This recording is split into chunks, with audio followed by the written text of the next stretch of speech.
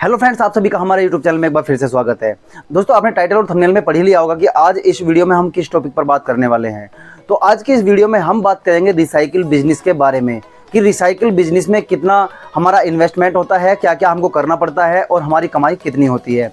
तो इस वीडियो को मैंने कुछ क्वेश्चंस में बांटा है, वो क्वेश्चन आप सुन लीजिए, वो प्रश्न आप सुन लीजिए, कौन कौन से मैंने प्रश्न इसमें कवर किए हैं। आई होप अगर आप ये वीडियो पूरी देख लोगे तो आपके माइंड में जितने भी कंफ्यूजन है, जितने भी क्वेश्चन आते होंगे इन चीज़ों को लेकर, तो वो सारे आज खत्म होने वाले हैं।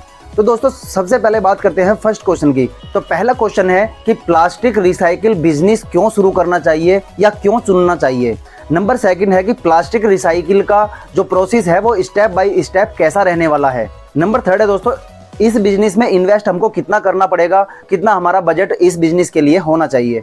नंबर फोर्थ है कि मैन पावर हमको कितनी चाहिए और इस बिजनेस को शुरू करने के लिए हमारा स्पेस, हमारी जगह कितनी होनी चाहिए। नंबर 5 है कि प्रॉफिट मार्जिन कितना होने वाला है इस बिजनेस के अंदर। नंबर 6 है दोस्तों, जैसा कि आपको पता ही होगा कि कोई भी आप बिजनेस शुरू करोगे तो उसके लाइसेंस, उसके रजिस्ट्रेशन बहुत सारे करवाने पड़ते हैं हमको। तो इस बिजनेस में भी कुछ लाइसेंस, कुछ रजिस्ट्रेशन की जरूरत पड़ेगी। तो ऐसे कौन कौन से रजिस्ट्रेशन, कौन कौन से लाइसेंस है जो आपको लेने चाहिए, आपको लेने ही पड़ेंगे।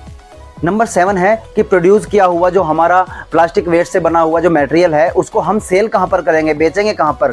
तो ये भी मैंने सवाल इसमें कवर किया है, आप एंड तक देखिए, बहुत सारी चीज़ें सीखने के लिए मिलने वाली है। तो नमस्कार दोस्तों, मेरा नाम है गौरव चौहान और आप देख रहे हैं आपका अपना यूट्यूब चैनल टेक्निकल फादर। अगर अभी आपने चैनल को सब्सक्राइब नहीं किया है या फिर आप चैनल पर नए हैं तो प्लीज़ सब्सक्राइब करके बेल आइकन को भी दबा लीजिए ताकि ऐसी ही यूजफुल वीडियो आपके लिए हम लेकर आते रहें। तो चलिए दोस्तों, आज की वीडियो बिना टाइम वेस्ट किए शुरू करते हैं।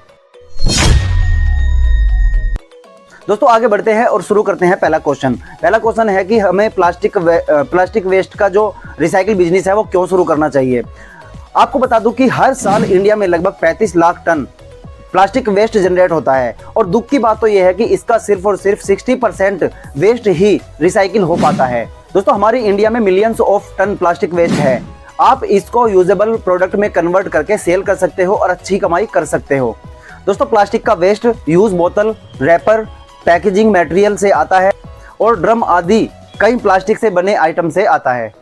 इनको आप दाने की फॉर्म में कन्वर्ट करके नई लाइफ दे सकते हो। प्लास्टिक वेस्ट से बने ग्रैन्युल्स की packaging company, pipe plant, most demanded plastic item बनाने वाली कंपनियों सहित कई बड़ी बड़ी फैक्ट्रियों में डिमांड कभी खत्म नहीं होगी। इसलिए आपको ये बिजनेस शुरू करना चाहिए या ये बिजनेस चूज करना चाहिए। अब आगे बढ़ते हैं नेक्स्ट क्वेश्चन पर और जानते हैं कि रिसाइकिल करने का स्टेप बाय स्टेप प्रोसेस क्या रहने वाला है। दोस्तों, प्रोसेस शुरू करने से पहले इस बात का ध्यान रखना बहुत जरूरी होता है कि सभी प्लास्टिक अलग अलग टाइप की और अलग अलग ग्रेड की होती है, जैसे PP polypropylene, PE polyethylene, PS polystyrene, PVC, ABS, HDPE, LDPE, LLDPE. तो ऐसी कई तरह की प्लास्टिक होती है और भी कई प्रकार की, कोई टाइप की, कई ग्रेड की प्लास्टिक मटेरियल होते हैं। जब आप प्लास्टिक रिसाइकिल कर रहे हो तो आपको इस बात का ध्यान रखना होगा कि बने हुए प्रोडक्ट की क्वालिटी रॉ मटेरियल पर बहुत ज़्यादा डिपेंड करती है। दोस्तों, ये चॉइस आपकी है कि आप अपने प्लांट में कौन सी प्लास्टिक मटेरियल को रिसाइकिल करना चाहते हो। एग्जाम्पल के तौर पे मैं आपको कुछ प्लास्टिक के नाम बता देता हूँ, जिसमें कि HDPE, LDPE, LLDPE, PP, PE, PS, PVC, ABS और भी तमाम तरह के प्लास्टिक होते हैं। इनमें से जितने भी प्लास्टिक आपको रिसाइकिल करने हैं उनका प्लास्टिक वेस्ट आपको मिक्स करके नहीं खरीदना, बल्कि अलग अलग तरह से अलग अलग लॉट में खरीदना है ताकि आपको छांटने में ज़्यादा टाइम ना लगे, छांटने में ज़्यादा मेहनत ना लगे। तो इसलिए जो भी आप मटेरियल रिसाइकिल करना चाहते हो उसको अलग अलग करके अलग अलग लॉट में खरीदें, सबको मिक्स करके ना खरीदें। तो दोस्तों, आज की इस वीडियो में हम बात करेंगे, हम फोकस करेंगे एचडीपीई मटेरियल के बारे में। फुल प्रोसेस इसका क्या होने वाला है ये इस वीडियो में हम जानेंगे। इसका फर्स्ट स्टेप है कि सबसे पहले हम प्लास्टिक वेस्ट को खरीदेंगे। अब खरीदना कहाँ से है?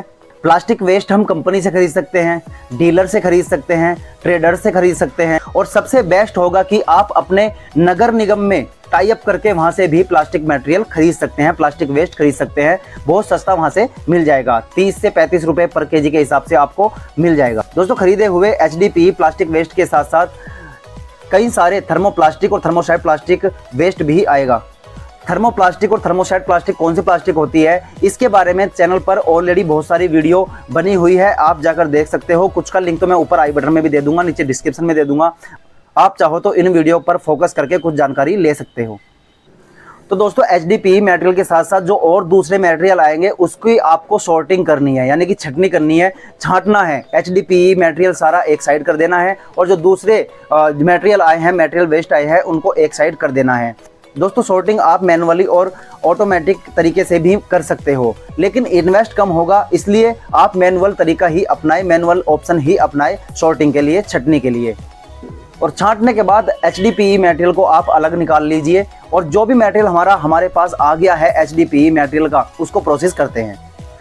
थर्ड स्टेप है दोस्तों वॉशिंग और ड्राइंग। पहले उसको वॉश करना है, फिर ड्राई करना है। कैसे करना है जान लीजिए। दोस्तों जो प्लास्टिक वेस्ट हम खरीद के लाए हैं उसमें बहुत सारा डस्ट होगा, ऑयलिंग होगी, कंटेमिनेशन होगा। तो इस मटेरियल को रिसाइकिल करने से पहले हमको अच्छे से टर्बो वॉशिंग की मदद से वॉश कर लेना है। इसके बाद आप प्लास्टिक वेस्ट को ड्रायर में डालकर अच्छे तरह से ड्राई कर लीजिए, सुखा लीजिए, ताकि उसमें नमी या मॉइस्चर ना बचे। नेक्स्ट स्टेप है दोस्तों ग्राइंडिंग और श्रेडिंग। जैसे कि नाम से ही पता चल रहा है कि इस प्रोसेस में बड़े बड़े प्लास्टिक के टुकड़ों को छोटे छोटे टुकड़ों या दानों में बदलना होता है। इन टुकड़ों को हम फ्लेक्स भी बोलते हैं। नेक्स्ट स्टेप है दोस्तों हाई स्पीड मिक्सचर। दोस्तों मटेरियल को एक समान बनाने के लिए, सेम क्वालिटी देने के लिए हमको हाई स्पीड मिक्सर में मिक्स करना होता है। तो हाई स्पीड मिक्सर में डालकर हमको मटेरियल मिक्स कर लेना है ताकि उसकी क्वालिटी एक समान बनी रहे। नेक्स्ट स्टेप है दोस्तों एक्सट्रूजन। इस प्रोसेस में फ्लेक्स को हाई टेम्परेचर पर मेल्ट करके डाई की मदद से निकालकर ग्रेनुलेटर में कट करके छोटे छोटे ग्रेनुअल्स यानी कि छोटे छोटे दानों टुकड़ों में बदल दिया जाता है। नेक्स्ट स्टेप है दोस्तों पैकेजिंग। दोस्तों आपके पास जो दाने की फॉर्म में प्लास्टिक मटेरियल तैयार हुआ है उसकी क्वालिटी चेक करके 25 से 50 केजी के बैग में पैक करके डिस्पैच के लिए रेडी कर दिया जाता है। आई होप दोस्तों आपको रिसाइकिल का प्रोसेस बहुत अच्छे तरीके से क्लियर हो गया होगा, मगर आपके माइंड में बहुत सारे सवाल भी आ रहे होंगे, जैसे कि मशीन कितने रुपए की आएगी, तैयार मटेरियल को बेचेंगे कहाँ पर, प्रॉफिट कितना होगा। तो आइए क्लियर करते हैं इन सवालों को भी। अब बात करते हैं दोस्तों इन्वेस्टमेंट रिक्वायर्ड की। हमारा खर्चा, हमारा जो बजट है वो कितना होना चाहिए, खर्चा कितने होने वाला है। दोस्तों आज की इस वीडियो में हम बात करेंगे 300 kg पर आवर कैपेसिटी के प्लान के बारे में। तो इसके लिए कौन कौन सी मशीन चाहिए, वो मशीन कितने रुपए की आएगी, आपके सामने डिस्प्ले पर ये पूरा चार्ट आ गया होगा, आप इसे पढ़कर देख लीजिए कितनी मशीन, कौन कौन सी मशीन चाहिए, कितने रुपए की हमारी मशीन आने वाली है, उसमें कितना खर्चा हमारा होने वाला है। 43,32,000 के आसपास की हमारी कॉस्ट निकल के आई है एक्स GST, यानी कि GST के बिना, विदाउट GST हमारी जो कॉस्ट आने वाली है मशीनों की वो 43,32,000 रुपये आने वाली है। अब बात करते हैं दोस्तों मैन पावर की। तो आपको 8 से 10 मैन पावर लगने वाली है, जिसमें आपका सुपरवाइजर भी होगा, ऑपरेटर भी होगा, लेबर भी होगी। तो सारे मैन पावर मिलाकर आपको 8 से 10 मैन पावर चाहिए ही चाहिए। अब स्पेस की बात करें दोस्तों, स्पेस रिक्वायर्ड हमारा कितना होने वाला है, तो हमको स्पेस की 6 से 7,000 स्क्वायर फीट की जरूरत पड़ने वाली है, जिसमें आपका 3 से 4,000 स्क्वायर फीट बंद यानी कि क्लोज होना चाहिए, उसके ऊपर छत डली हुई होनी चाहिए ताकि आपके जो मटेरियल है वो एनवायरनमेंट से खराब ना हो पाए। और 2 से 3,000 स्क्वायर फीट आप ओपन रख सकते हो प्लास्टिक वेस्ट डालने के लिए। अगर वो वाला स्पेस भी बंद हो तो बहुत अच्छी बात है, क्लोज हो, कवर्ड हो तो बहुत अच्छी बात है। अब बात करते हैं पावर कनेक्शन के बारे में। 160 से 180 kVA का पावर कनेक्शन लगने वाला है। कंजप्शन की बात करें तो 100 यूनिट पर आवर का कंजप्शन बिजली का होने वाला है दोस्तों। तो दोस्तों आगे बढ़ते हैं और बात करते हैं प्रॉफिट और मार्जिन की। प्रोडक्शन कैपेसिटी और डेली आउटपुट मिलाकर बात करते हैं। प्लांट कैपेसिटी हमारी 300 किलो पर आवर की है। मशीन रनिंग टाइम हमारा 10 घंटे 24 घंटे में से होने वाला है, यानी कि पर डे हम 10 घंटे काम करने वाले हैं। प्लांट रनिंग डे की बात करें तो 25 दिन हमारा प्लांट चलने वाला है फुल मंथ में, पूरे महीने में। यदि हम 25 दिन, महीने में 25 दिन काम करें तो हमारा जो प्रोडक्शन होगा वो होगा 75 टन, यानी कि 75,000 किलो। दोस्तों प्रॉफिट निकालने के लिए सबसे पहले हमें अपने खर्चे, हमारे एक्सपेंस जो होंगे उनको कैलकुलेट करना पड़ेगा।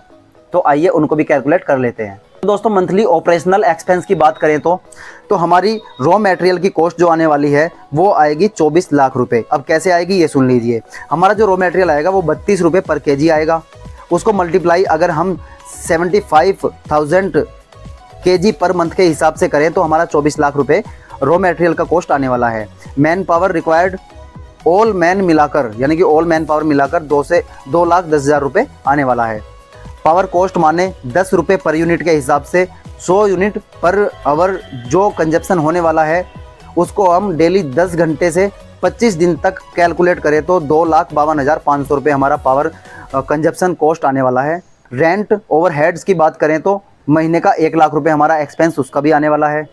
डिप्रेशिएशन, मेंटेनेंस और इंटरेस्ट की कॉस्ट मिलाकर बात करें तो 1 लाख रुपये का हमारा ये वाला कॉस्ट भी आने वाला है, ये वाला एक्सपेंस भी आने वाला है। तो दोस्तों सारा खर्च मिलाकर, सारे एक्सपेंस मिलाकर ऑलमोस्ट हमारे 30,60,500 रुपये आने वाला है। ओवरऑल आप इसे 31 लाख भी मान सकते हो। तो टोटल प्रोडक्शन हमारा 75 टन का हुआ, जिसमें से रिजेक्शन हमारा 15% का हुआ। तो टोटल एक्चुअल प्रोडक्शन जो हमारा हुआ है 63.7 टन का, यानी कि 63,750 केजी पर मंथ में हमने एक्चुअल प्रोडक्शन प्रोड्यूस किया है। अब बात करते हैं दोस्तों प्रॉफिट मार्जिन की। दोस्तों जो हमारा रिसाइकिल मटेरियल तैयार होकर आया है उसकी जो कॉस्ट होती है मार्केट में बेचने की, वो होती है 60 से 68 रुपये के बीच में। ये डिपेंड करता है कि आपका मटेरियल कौन सा है, आपके मटेरियल की क्वालिटी कैसी है, आपके मटेरियल का ग्रेड कौन सा है। तो इस पर डिपेंड करता है आपका जो सेलिंग प्राइस होने वाला है वो कितना होने वाला है। तो हम 60 और 68 के बीच में 65 मान लेते हैं। 65 रुपये पर केजी हमारा मटेरियल जाने वाला है। तो दोस्तों हमारा जो प्रोड्यूस हो गए टोटल मटेरियल आया है, अगर हम उसे 65 रुपये से मल्टीप्लाई करें तो 41 लाख कुछ रुपए की जो टोटल सेल है वो हमारी होने वाली है। तो दोस्तों टोटल खर्चे हमारे हुए थे 31 लाख। टोटल हमारी सेल हुई है, जो हमारा मटेरियल बिका है वो 41 लाख रुपए का बिका है। तो अगर हम 41 लाख में से 31 लाख रुपए माइनस कर दें तो 9 से 10 लाख रुपए का मार्जिन हमें पर मंथ होने वाला है। दोस्तों ये प्रॉफिट आप तभी कमा पाओगे जब आप प्रोसेस अच्छे से फॉलो करोगे, क्वालिटी मेंटेन करोगे, मेंटेनेंस अच्छी होगी, मेंटेनेंस में जो खर्च है वो कम से कम करोगे, कम से कम में अच्छा मेंटेनेंस हो जाए, रनिंग अच्छी रखोगे। ये नहीं कि आज छुट्टी मार दी, कल को छुट्टी मार दी, बंद है तो बंद रहने दो, रनिंग भी अच्छी होनी चाहिए। सबसे बड़ी बात है दोस्तों, जितना भी आप मटेरियल प्रोड्यूस कर रहे हो उसको सेल टाइम टू टाइम अच्छे दामों पर कर पाओ। आगे बढ़ते हैं दोस्तों और अब जानते हैं कि रजिस्ट्रेशन और लाइसेंस हमें कौन कौन से लगने वाले हैं। तो आप स्क्रीन पर देख रहे होंगे मैंने सभी रजिस्ट्रेशन का नाम, सभी लाइसेंस का नाम दे दिया है। तो आप डिस्प्ले पर देख रहे होंगे दोस्तों, सभी रजिस्ट्रेशन, सभी लाइसेंस शो कर रहे होंगे। आप इसमें पढ़कर देख सकते हो कौन कौन से लाइसेंस, कौन से रजिस्ट्रेशन आपको चाहिए होंगे। दोस्तों आपके स्टेट, आपके डिस्ट्रिक्ट, आपके नगर पालिका के जो रूल्स हैं आप उनको फॉलो करें और उनको फुलफिल करने की कोशिश करें। यही आपके लाइसेंस और यही आपके रजिस्ट्रेशन होंगे। दोस्तों अब बात करते हैं कि मटेरियल हमको सेल कहाँ पर करना है। तो दोस्तों इंडिया में बहुत सारी कंपनी है जो आपका मटेरियल बहुत आसानी से खरीद सकती है, क्योंकि उनके पास मटेरियल की कमी होती है और प्रोडक्शन बहुत ज़्यादा करते हैं, अपने आइटम बहुत ज़्यादा सेल करते हैं। तो पाइप मैन्युफैक्चरिंग, जिस कंपनी में पाइप मैन्युफैक्चर हो रहा हो आप उसे सेल कर सकते हो।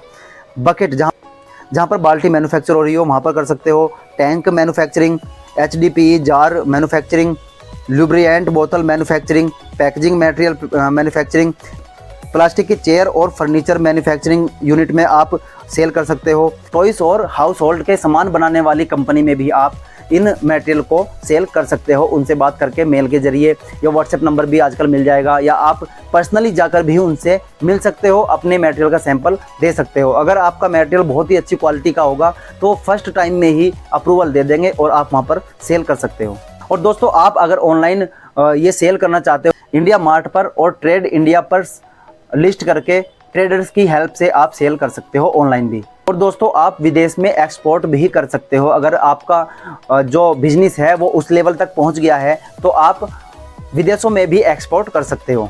तो दोस्तों सारे खर्चे निकालकर अगर हम पर ईयर की कमाई की बात करें तो 1.2 करोड़ यानी कि 1 करोड़ 20 लाख रुपए का प्रॉफिट, नेट प्रॉफिट आपका पर ईयरली होने वाला है। तो महीने के 9 से 10 लाख रुपए और पर ईयर के 1 करोड़ 20 लाख के आसपास आप कमाने वाले हो।